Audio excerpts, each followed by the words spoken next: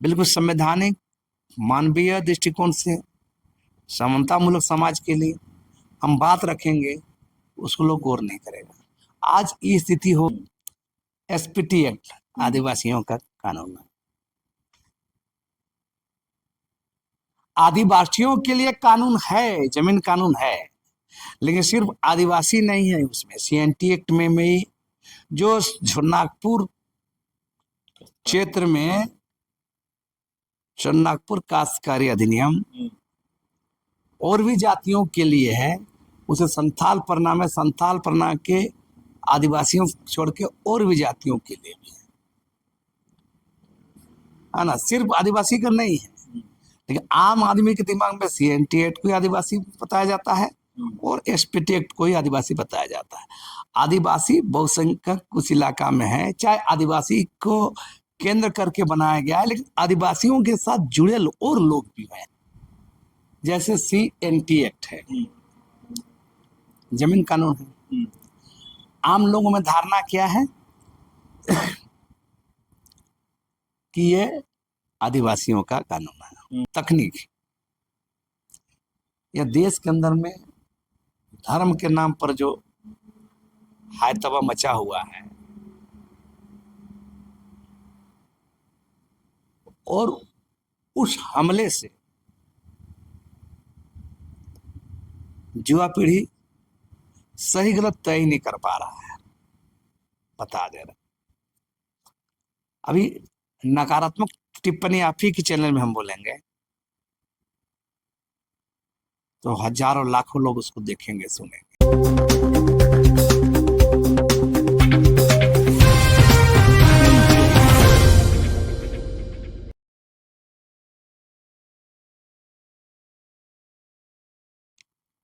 नमस्कार, जोहार। आप देख रहे हैं झारखंड स्वतंत्र खबर।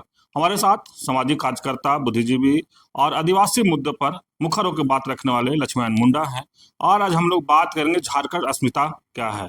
झारखंड जहां जल जंगल जमीन की बात होता है, जहां बिरसा मुंडा की बात होता है, लेकिन लगातार अस्मिता पर सवाल उठते रहता है झारखंड। तो हम दादा से जुड़ते हैं कि झारखंड की अस्मिता पर क्या कहते हैं। जोहार। जोहार। झारखंड की अस्मिता क्या है, लिखे भी हैं इस पर। जैसे आदिवासी अस्मिता और झारखंडी अस्मिता एक पूरक है। और जब हम झारखंडी अस्मिता का विशेष तौर पर बात करें तो आदिवासियों के साथ जो लंबे समय से यहाँ रह रहे हैं, जो झारखंड में प्रचलित शब्द है मूलवासी सदान, जो गैर आदिवासी,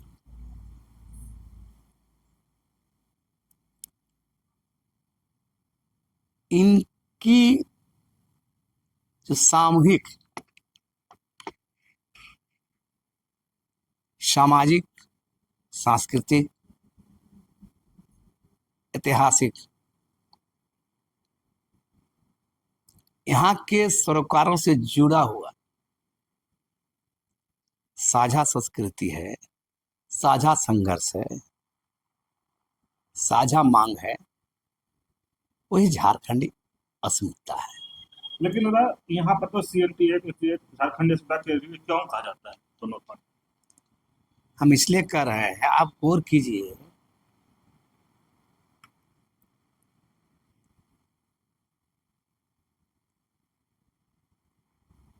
आपका सवाल कोई जैसे सीएनटी एक्ट है, जमीन कानून है, आम लोगों में धारणा क्या है कि ये आदिवासियों का कानून है। एसपीटी एक्ट आदिवासियों का कानून है, आदिवासियों के लिए कानून है, जमीन कानून है, लेकिन सिर्फ आदिवासी नहीं है उसमें। सीएनटी एक्ट में जो नागपुर क्षेत्र में नागपुर काश्तकारी अधिनियम और भी जातियों के लिए है, उसे संथाल परना में संथाल परना के आदिवासियों छोड़ के और भी जातियों के लिए भी है ना, सिर्फ आदिवासी का नहीं है। लेकिन आम आदमी के दिमाग में CNT एक्ट को ही आदिवासी बताया जाता है और SPT एक्ट को ही आदिवासी बताया जाता है। आदिवासी बहुसंख्यक कुछ इलाका में है, चाहे आदिवासी को केंद्र करके बनाया गया है, लेकिन आदिवासियों के साथ जुड़े और लोग भी हैं, इसके लिए भी बनाया गया है। आप गौर कीजिए, चाहे जमीन कानून CNT एक्ट हो SPT एक्ट हो, 5वीं अनुसूची इलाका भी है, तो 5वीं अनुसूची में सिर्फ आदिवासी का मामला थोड़ा है, 5वीं अनुसूची क्षेत्र है, उस क्षेत्र के अंदर की बात है ना। झारखंड का 13 जिला में 5वीं अनुसूची आर्टिकल 244 वहां पर उस पूरे बासिंदे के लिए है, वहां के मूल खतियानी लोग, पुराने बासिंदे लोग, सबके लिए है। तो मिला जुला के आप गौर करिएगा तो ये संघर्ष, ये बात वास्तविक इसके ऐतिहासिक परिप्रेक्ष्य इसलिए है, जैसे आप 19वीं सदी में जो विद्रोह हुआ है आदिवासियों का, चाहे भूमिज विद्रोह हो, संथाल विद्रोह हो, कोल विद्रोह हो, चेरो विद्रोह, इतना भी रिवॉल्यूशन हुआ है ब्रिटिशियर के खिलाफ में, ये क्या था? ये सामूहिक साझा संघर्ष भी था। बेशक आदिवासी सीधे सीधे तौर पर आगे आकर लड़े। अब गौर कीजिएगा, ये झारखंड राज्य में, झारखंड राज्य में तो आदिवासियों का संघर्ष रहा है शुरू में, लेकिन आदिवासियों का संघर्ष रहा, आदिवासियों के साथ और भी लोग जुड़ते हैं, संघर्ष किए हैं। जयपाल सिंह मुंडा के समय और लोग भी साथ में थे। आप यहाँ झारखंड मुक्ति मोर्चा बनने के बाद देखिए, अब उसमें मुसलमान भी और भी जातियां भी, यहाँ तक बड़ा हिस्सा है ना आदिवासियों के साथ, और एक बड़ा जैसा कुर्मी महतो समुदाय, इन्होंने भी लड़ा है। तो सबकी साझा जो संघर्ष रहा, उसमें जमीन कानून से लेकर पेशा कानून से लेकर आपका सबकी अपनी भाषा संरक्षण से लेकर संस्कृति संरक्षण से लेकर पूरे संवैधानिक अधिकार को लेकर के, और जो तमाम जो रोजगार है यहाँ के लोगों को देने को लेकर के, यहाँ का तमाम चीजों संस्कृति भाषा का संरक्षण को लेकर के, और इसको बचाने की लड़ाई आज जो चल रही है, यही है झारखंड अस्मिता। सिर्फ एक लाइन बोलने से नहीं होगा, ये बहुआयामी होता है ना। जब हम अस्मिता की बात करते हैं तो उसमें सांस्कृतिक अस्मिता की बात होती है, जमीन का, पहचान का, रोजगार का, सत्ता पे नियंत्रण का, और बहुत सारी चीजों को लेकर उसको कहा जाता है। झारखंड अस्मिता की बात हम लोग कर रहे थे, झारखंड वाला 25 साल हो गया, अब वो राज दुर्भाग्य तो यही है कि हम लोग राज्य मिल गया, भारत के मानचित्र में एक नक्शा उदय होगा अलग से, लेकिन जब हम बात करेंगे, मैंने पहले ही कहा है, झारखंडी अस्मिता के जो सवाल है, इन सवालों पर जो चाहे भारतीय जनता पार्टी के नेतृत्व में जो सरकार रही झारखंड, उसे उम्मीद तो नहीं कर सकते थे, लेकिन जो पार्टियां झारखंडी अस्मिता, झारखंडी इशू, झारखंडी मुद्दे, झारखंड के जंगल जमीन के सवाल को लेकर उठ खड़ी हुई है, वो पार्टी सत्ता में है, उस पार्टी के मुख्यमंत्री हैं, और आज तमाम चीजें विपरीत दिशा में जा रही है। चाहे भाषा संरक्षण की मामला हो, संस्कृति संरक्षण मामला हो, जमीन का मामला हो, खान खदान मामला हो, या शासन नियंत्रण मामला हो, या नौकरी चाकरी मामला हो, आप गौर कीजिएगा, ये नाम मात्र का रह गया है। मैंने इसको दिखाने भर का अबुआ राज, अबुआ सरकार सब बोल देने भर से नहीं चलेगा। 2 शब्द से अबुआ राज, संविधान बचाने वाला, अबुआ सरकार बोलने से नहीं चलेगा। सवाल उसमें अबुआ दिखना चाहिए, यहाँ के लोगों को दिखना चाहिए, पेशा कानून होना चाहिए, जंगल जमीन बचना चाहिए, CNT एक्ट SPT एक्ट का संरक्षण होना चाहिए, यहाँ का भाषा संस्कृति का संरक्षण होना चाहिए, है ना। यहाँ के लोगों को बड़े पैमाने पर, यहाँ के लोगों को आर्थिक समृद्धि, सामाजिक समृद्धि, विकास होना चाहिए। ये चीज नहीं दिख रहा है। लेकिन दादा क्या दिक्कू बनाम स्थानीय का तनाव आज भी अस्मिता को प्रभावित कर रहा है? देखिए, दिक्कू मतलब बार- बाहरी, जो दिक दिक करने वाला, परेशान करने वाला, यहाँ के संसाधनों को, यहाँ के तमाम चीजों को लूटने वाला। तो इसीलिए तो झारखंड राज्य की मांग की गई थी कि झारखंड में औपनिवेशिक शासन चल रहा है, बिहार राज्य में एक औपनिवेशिक शासन चल रहा था, बाहर के लोग यहाँ हावी थे तमाम सिस्टम में। लेकिन अभी क्या हो रहा है, मुख्यमंत्री मंत्री सब मेरा हो रहा है, कुछ अधिकारी अपना, लेकिन सिस्टम आज भी बाहरी के जाल में है ना। उसमें हमारा लोग बल्कि गठबंधन कर लिया है ना। झारखंडी लोग पहले बाहर का लोग लूटते थे, आज सत्ता में जब यहाँ झारखंडी लोग आए, कुर्सी में आए, तो यहाँ के लोग सत्ता सरकार में शामिल हो गए। तो यहाँ पर इन लोग अब इस लूट खेल में साथ निभाने लगे। लेकिन एजेंडा तो वही है जो बाहरी लोग लूटते रहे हैं, आज भी वही दिखा जा रहा है और ये चल रहा है। सरना धर्म कोड या पहचान दिलाई है अस्तित्व की? ये मूल बात बोलिएगा, ये पहचान अस्तित्व दोनों की लड़ाई है। क्योंकि जब पृथक रीजन आदिवासियों का नहीं दीजिएगा, उसको रीजन को सेपरेट नहीं करिएगा, तो ये हमारा जो पहचान है धूमिल हो रहा है, हिंदू में हो रहा है, चाहे दूसरे अन्य धर्म में हो रहा है। तो इसे एक सेपरेट रीजन मिलने से आदिवासियों का एक दिखा जाएगा कि इसका रिलीजन है, अपना कंसेप्ट है, अपना सेटअप है, अपना इन लोग तरीके से अपना परंपरा को मानता है। मूल बात यही है।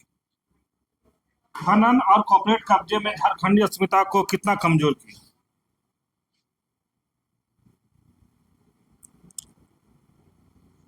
ये राज कहने भर अबुआ राज और संविधान बचाने के हैं। पूरे राज्य में खनन माफिया और कारपोरेट सत्ता सरकार से मिलकर, जो सिस्टम है वहां से मिलकर के लूट रहे हैं। आप गौर कीजिए, अभी घाटशिला में चुनाव हुआ, यूरेनियम निकलता है। ये झारखंड भारत का रूर कहा जाता है, जर्मनी में रूर है तो भारत का रूर कहा जाता है। यहाँ देश के 40% प्राकृतिक संसाधन यहाँ पर है, बालू, तांबा, कोयला, क्यों लूट मची, अब सब है। लेकिन आज उस इलाके का स्थिति क्या है, यहाँ के लोगों का स्थिति क्या है, इसको देख के पता चल जाएगा कि राज्य में 25 साल झारखंड हो गया, आज भी उस पर नियंत्रण नहीं है, आज भी वहाँ के लोगों को फायदा नहीं है। घाटशिला वाला यूरेनियम निकालने के चक्कर में झेल रहे हैं, वहाँ का प्रदूषण हो रहा है, वहाँ लोग मर रहे हैं। तमाम खान खदान जो चल रहे हैं, पत्थर खदान, वहाँ पर देखिए जहाँ गिट्टी चिप्स भरा, वहाँ के लोग बीमारी से मर रहे हैं। कोयला खदान का और भी स्थिति है, दुभर है ना। तो तमाम जो काम कर रहे हैं, आप देखिएगा वहाँ पर, वहाँ के लोगों की बद से बदतर स्थिति हो गई है। माने शारीरिक रूप से, आर्थिक रूप से कुछ पैसा जरूर हो जाता है, तो सामाजिक रूप से, सांस्कृतिक रूप से, है ना, शारीरिक रूप से, मानसिक रूप से तो चौपट हो रहा है पूरा इलाका। तो सवाल है, उस पर नियंत्रण करने की कोई नीति नहीं बन रही है, और पूरा राज्य खनन माफिया कारपोरेट के हित में चल रहा है, जिसको राज्य सरकार में शामिल लोग और ब्यूरोक्रेट्स मदद कर रहे हैं। युवा पीढ़ी अपनी भाषा और परंपराओं से क्यों दूर होते जा रहे हैं?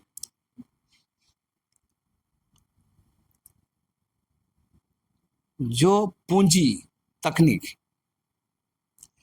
या देश के अंदर में धर्म के नाम पर जो हायतवा मचा हुआ है,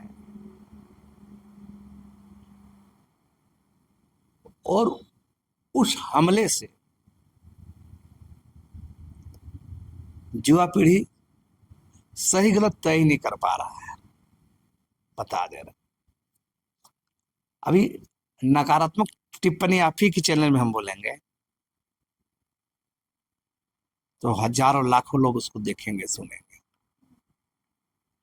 बिल्कुल संवैधानिक मानवीय दृष्टिकोण से समतामूलक समाज के लिए हम बात रखेंगे, उसको लोग गौर नहीं करेगा।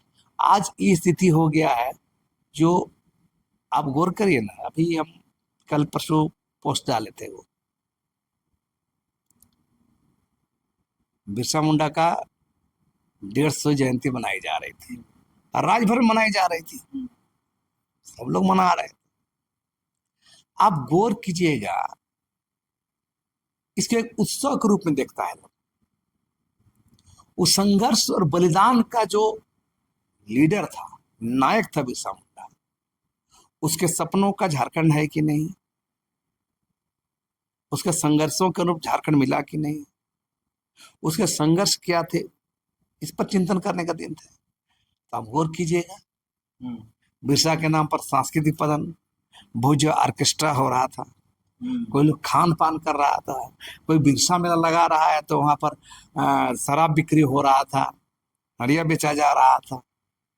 तो ये बिरसा को किस स्तर पर मान रहे हैं लोग, बिरसा मुंडा को किस स्तर पर आपको उसको याद कर रहे हैं, ये सवाल है।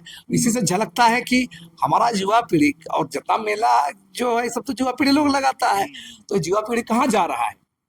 जो युवा पीढ़ी बड़ी बड़ी बातें करने से थोड़ा होता है, जो युवा पीढ़ी को देश बदलने, समाज बदलने, संविधान अनुरूप संघर्ष करने और आने वाले देश दुनिया को गढ़ने की जिम्मेदारी युवा वर्ग की है। ये युवा वर्ग आज झारखंड के युवा लोग की जिम्मेदारी क्या है, तो देख रहे हैं ऑर्केस्ट्रा करा रहा है, देख रहे हैं कि दारू मुर्गा पार्टी करवा रहा है, देख रहे तो खसी कटवा रहा है, देख रहे तो मुरलई करवा रहा है, देख रहे तो हवा डबा खेल हो रहा है मेला के नाम पर। तो ये कौन सा मने है, बता युवा पीढ़ी क्या करेगा, तो कौन सा बचेगा समाज। तो हाँ, तब अब जब कोई भी सिर्फ बिरसा की बात नहीं कर, और भी देखिए बता रहे हैं, आप सिद्धू कानू के दिवस पर भी मेला लगता है, तो मेला लगाइए, अच्छी बात है, तो उसमें क्या रखे, सिद्धू कानू याद कीजिएगा ना, चांद याद कीजिए ना, हाँ, उनके योगदान को याद कीजिएगा, आज के संदर्भ में क्या प्रासंगिकता है उस पर बात करिएगा। आप उस पर बात नहीं कर रहे हैं। तमाम जगह देखिएगा बिरसा के नाम पर, है ना, कोई बिरसा पखवाड़ा बना रहा है, कोई बिरसा दिवस मना रहा है, कोई बना रहा है, लेकिन हो क्या रहा है वहां पर, ये चिंतनीय है। युवा पीढ़ी को इस पर चिंतन करना चाहिए कि बिरसा के दिन बिरसा को याद करना है। आज के संदर्भ में झारखंड राज्य बनने में हमारा क्या क्या हासिल हुआ है, संविधान के अनुरूप ना, जमीन कानून का क्या हो रहा है, संविधान के अधिकार का क्या हो रहा है, हमारे रोजगार का क्या हो रहा है, हमारा भाषा शक्ति की क्या हो रहा है, बिरसा जी क्या कहते हैं। अब राज का परिकल्पना तो बिरसा जी का था, बाहर के लोग राज हम नहीं मानेंगे, तो यहाँ क्या हो रहा है। तो आज जो हमला हो रहा है उसमें टिक नहीं पा रहा है, और युवा पीढ़ी की जो अटैक है उस पर मैंने चिंतन नहीं कर रहा है। आप सुने लक्ष्मीनारायण मुंडा की बात। हम लोग झारखंड अस्मिता पर बात शुरू किए थे, बहुत अच्छे तरीका से, बहुत कहें कि जिस तरह से बताए कि यहाँ झारखंड में खनिज संपदा से भरा हुआ है, लेकिन जिस तरह से कह रहे हैं कि हमारे ही नेता लोग और अधिकारी लोग गठजोड़ कर लिए हैं, और खासकर जो आदिवासी हैं उनको मुद्दा है उस पर बात लोग नहीं कर रहे हैं। जहाँ यहाँ पर जहाँ कोयला खदान है, जहाँ वहाँ के आदिवासी बीमार हो रहे हैं, उस पर लोग नीति नियम नहीं बना रहे हैं। वहीं पर कहे कि 150 बरस जो बिरसा भगवान का जयंती मनाया जा रहा है, उस पर भी कहीं न कहीं इनको डर था कि जिस तरह से बिरसा भगवान के जो कामों को याद नहीं किया गया, उस सब के रूप में आज के युवा ले रहे हैं। कई तरह से बताया कि हवा डवा नाच गाना तमाम चीज लोग करते हैं, लेकिन जो उनका जो काम था उनको याद लोग नहीं कर रहे हैं। तो इस तरह खबर को देखने के लिए आप झारखंड स्वतंत्र खबर जुड़े रहिए। जोहार, नमस्कार।